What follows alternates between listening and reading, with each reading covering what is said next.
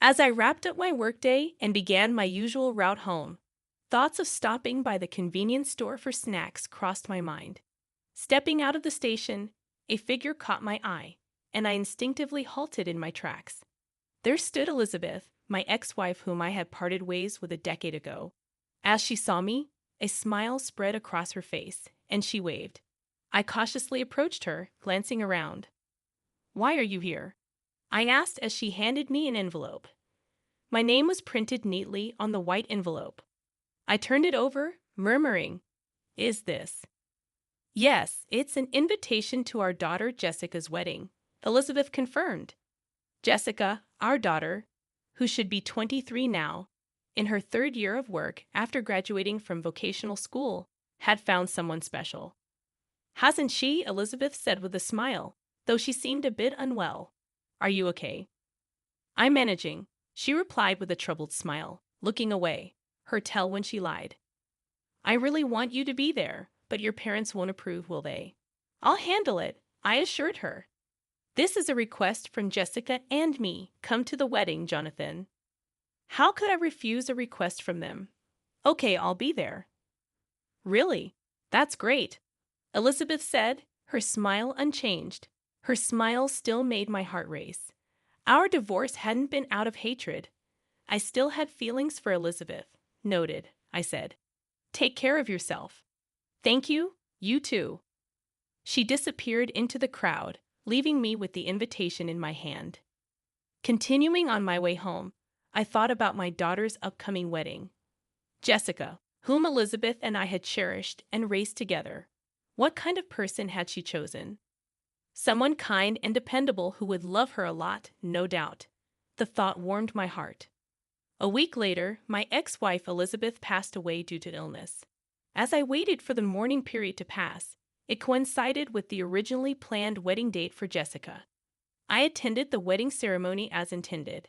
However, upon entering the venue, I was met with an angry shout from my father-in-law. He stormed towards me, his face red with rage, and grabbed me by the collar. "What the heck are you doing here?" he bellowed.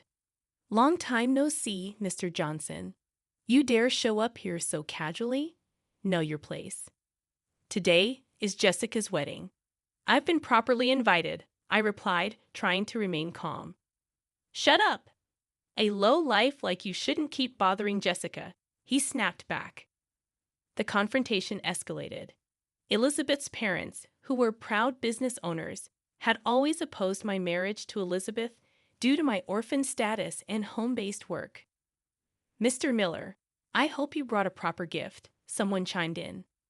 "Of course, but this is for the bride and groom, not for you. I'll present it later," I replied. "What? A bottom feeder like you can only afford a friend's gift amount?" My father-in-law burst into a loud, vulgar laugh. Just then, Jessica emerged from the dressing room, beaming with joy. "You came? Mom said you'd definitely come," she exclaimed happily upon seeing me. "Of course, I wouldn't miss my beloved daughter's wedding," I replied. "Stay away from Jessica, you low-life," my father-in-law intervened, stepping between us. "What's the problem, Mr. Johnson? Jessica was waiting for me, right?" I tried to reason with him. "Move aside, Grandpa. You shouldn't call such a man your father. He'd abandoned you and Elizabeth, he accused me."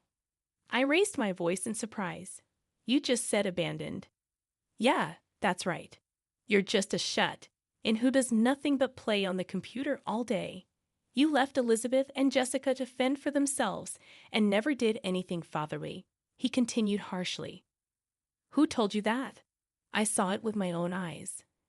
"A man should be the pillar of the family, work outside all day. You never did that," he accused, his words cutting deep. He began a long-winded, outdated lecture, and I could feel my patience snapping. "Let's ask Jessica," I interjected. "Was I such a negligent father?" "No way. You always worked from home, took care of Mom when she was sick, took us to aquariums and zoos on days off, and celebrated anniversaries at our favorite restaurant. You were the best parents," Jessica affirmed. "That's right, Mr. Johnson." My daughter's words struck a nerve with my father-in-law. his face turning red with fury. Jessica, who do you think raised you to this point? Are you trying to embarrass me? He lashed out. I was raised by Mom and Dad. That didn't change even after they separated, Jessica declared, hugging me tightly. Why did you divorce Mom? Why did I have to live with Grandma and Grandpa? Jessica, stay away from her. Poverty is contagious, my father-in-law sneered. It's terrible of you to speak that way about Dad. Enough, Jessica, he threatened, trying to separate us. Calm down, Grandpa. The groom intervened as he arrived at the scene. Mr. Smith, I apologize for the intrusion. This unemployed man of lower status will be promptly removed by me. Don't worry. No, you're Jessica's father, right? I haven't had the chance to greet you yet, I tried to explain. Ah, no need. A future CEO like you shouldn't bow your head to such a man. My father-in-law positioned himself to block me from the groom's view. Mr. Miller, Jessica's fiancé comes from a distinguished family and is set to be a CEO. Someone unemployed like you isn't fit to speak to him, he insisted. As the groom leaned forward, trying to get a glimpse of me, he exclaimed in surprise, Mr. Miller, you are possibly Mr. Smith. Peter, I can't believe Jessica's father is Mr. Miller, the groom realized. Peter, you know Dad? You know him? He owns the parent company of our business, Peter explained. Huh. At Peter's words, my father-in-law let out a foolish sound. Owner? This man is unemployed. I've mentioned several times that I am the president of a company that operates without an office. My home is my office, and I can work from anywhere. That's impossible. How outdated are your thoughts? Peter responded, dropping a bombshell. Mr. Miller is a prominent figure, even listed on the global billionaire rankings. With these revelations, my in-laws were visibly shaken. Now that I had revealed my true identity, it didn't change much. In fact, I had mentioned my circumstances several times before, but they'd probably never listened. Turning to Jessica, I addressed her earlier question. Jessica, what did your grandparents tell you? I asked. They said I was unemployed and without money, so I abandoned Mom and you. As I recounted my side of the story, I glared at the in-laws. When Mom needed long-term hospitalization, I signed the consent forms they sneaked in divorce papers, hiding the text. I was deceived into signing. I tried to dispute it as fraud at the office, but it was no use. The Johnsons had manipulated everything behind the scenes. Mom and I were forcibly separated and never allowed to see each other.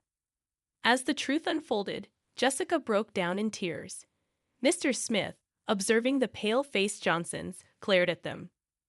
How could you misunderstand Mr. Miller, insult him, and make my beloved Jessica so sad? He demanded. I didn't know.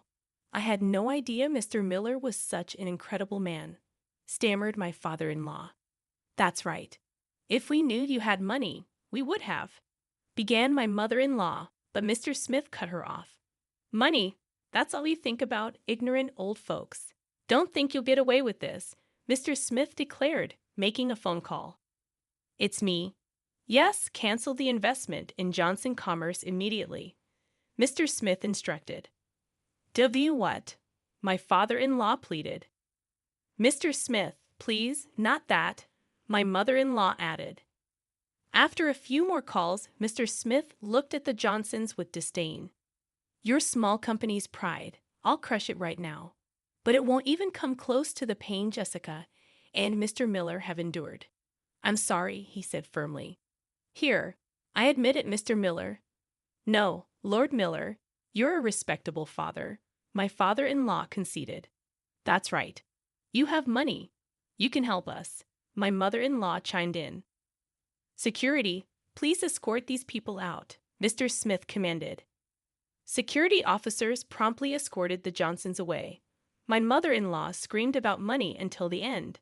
Suddenly, my father-in-law became very submissive towards me. Our family had been torn apart by them. Jessica, I'm sorry.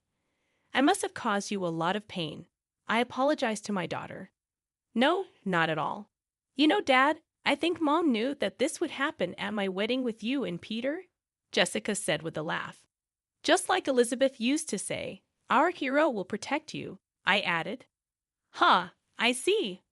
I couldn't help but look up to the heavens, almost seeing her image walking down the aisle, something I had always dreamed of, I mused. Elizabeth, you must have wanted to see this, right, Dad? Jessica asked. Yes, Peter is just like you, you know. Oh, he's handsome, works hard.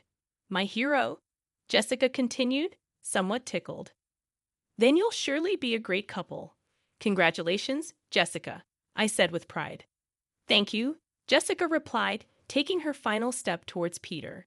I felt like I could see Elizabeth